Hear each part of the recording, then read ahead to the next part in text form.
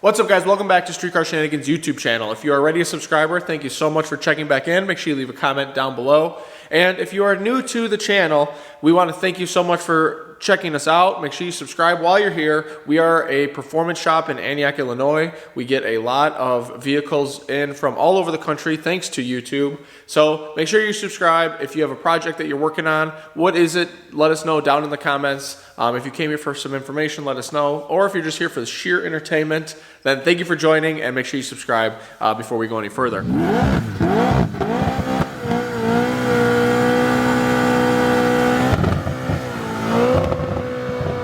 Today we are going to be delivering the 66 Vet. If you did not see the full video on this car, you can hit the link above my head and in the comments down below. You guys will see what we did to this. It was a full, basically a resto mod update on it, brakes, transmission, engine, EFI.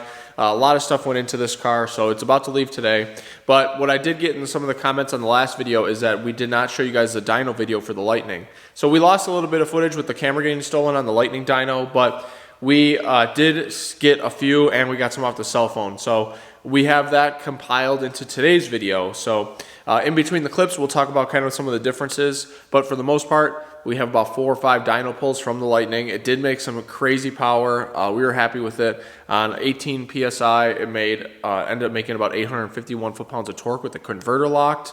With the converter unlocked, it made 800. And it's a beast. It really did well. And then we raced it at the track in some of our previous videos on like 8 pounds of boost.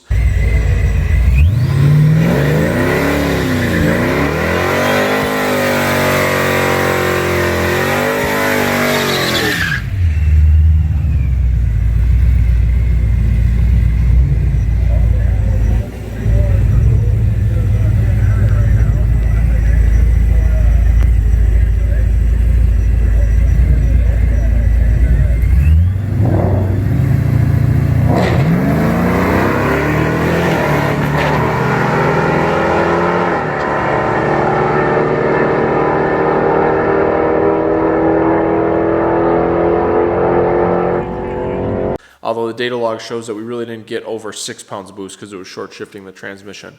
But it went 11.3 at like 122 miles an hour, so it has good potential to be deep into the 10s, and that's exactly what the owner wanted with that thing. So we're happy about that. But let's get into the dyno footage, show you guys what it made, and we'll discuss. Channel, we are at ASSC Racing right now.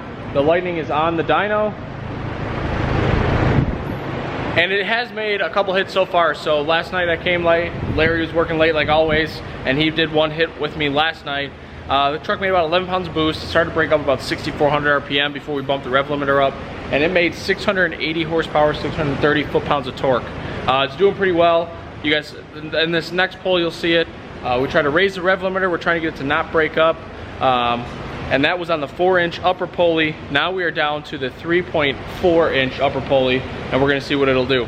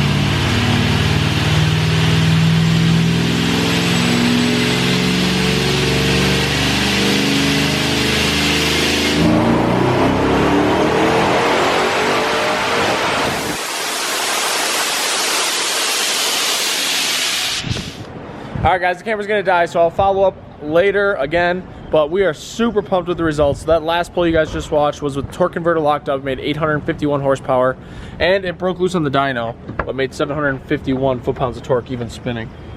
It's a beast. It's a monster. So it's only at 18 PSI, and we'll give you guys some more details, but the camera's gonna die, so successful day at ASSC again. Awesome, awesome, awesome. All right, guys, so there was the 4 or 5 dyno pulls that we did with the Lightning at ASSC that day. That was a couple weeks ago. If you haven't already seen the truck at the track, obviously the link is in the description down below where you guys can see the passes that it's made so far on 8 pounds of boost. We did have an issue where it was short shifting at the track. We haven't really addressed that yet on camera, but we did realize that the trans controller was commanding it to shift at way too early. So we had to kind of cheat the RPM up, make sure that everything was right, and then it shifted great on the street. So we look forward to the next track day with it. But getting back to the dyno video, we did a handful of pulls with the 4.25 inch upper pulley from Procharger that made like a whopping, well, I shouldn't say that. It made about 14 pounds of boost. The valve springs on the Lightning, unfortunately, are not strong enough. So it would start to break up around 6,800 RPM, no matter what we did with the rev limiter. And then after discussing the valve spring that was selected on those heads, that's the indication that those valve springs were too weak. So we'll be changing those out soon so we can run the higher boost levels and higher RPM. However, so on the 14 pounds of boost at 6,700 RPM, it made like 670 horsepower, 640 foot-pounds of torque, which is a really fun. It's a monster. Then we wanted to up it up, obviously. So the smallest 8-rib Procharger pulley that you can get is a 3.4 inch pulley.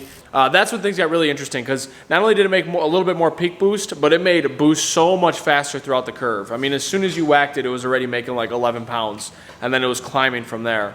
So when we did that, that was the dyno footage that you guys saw me label as spinning. We didn't get a torque number, but it did make 851 foot-pounds, or I'm sorry, it made 851 horsepower with the converter locked. And then with the converter unlocked, we were able to get a good reading, and it made 797, 797. It was like dead nuts even either way. So it did make some sick power. It's a beast on the street. And we look forward to the next track outing so we can make sure we dial in for the 1080 Anarchy class. That's going to be coming up September 12th. So we got to make sure that we can get this truck to go 1080s consistently. We will be entering it into that, and then you guys will see us crank it up on the channel and see if it has a single digit in it. Definitely has low 10s in it for sure, but the single digit, that's gonna be tough to chase that down. So we have Dan's car behind me. Enough about the Lightning, but we have Dan's car behind me. We just did the ARP bolt upgrade in the front and rear differential to hold it in a little bit tighter, and that went swimmingly well. Yeah, it's going okay now. It was downhill for a second. Way easier when it's out of the car. Yeah, right. Do it right the first time, now that we know that that's right. So that's what's going on right now. That's going to get off the lift, and then we do have another Lightning in the background over here. Unfortunately, that one's not getting a Dart 427 with a Procharger F1 hanging off of it, but it is in here for some suspension work. It's actually a 50,000 mile 94. It's in great shape. It's awesome. So you guys will see that in the next video. And make sure you subscribe down below to stay in tune with us, and follow us on other social media so you guys can see what we're working on. That Corvette left. It was a great day today. The Lightning made awesome power that you guys finally got to see. I know a few of you guys were asking. And if you guys have any comments about any of the cars or builds you see in the channel, or you need any parts for your own personal builds, please hit us up. And obviously, if you guys have any questions about your car that you're working on at home, our email is in the comments down below, so feel free to either email us or just comment down below with your question, and we'll get back to it as soon as we can. I can clip it in wherever. You can, just go with it. Just swing it. Wherever it seems fit, I don't got nothing now. You may put me too much on the spot. Too much pressure?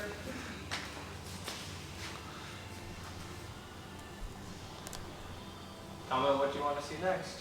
Yes. That's what you're going to add as you hit the impact? No, I'm not going to say that now. I'm just saying in general.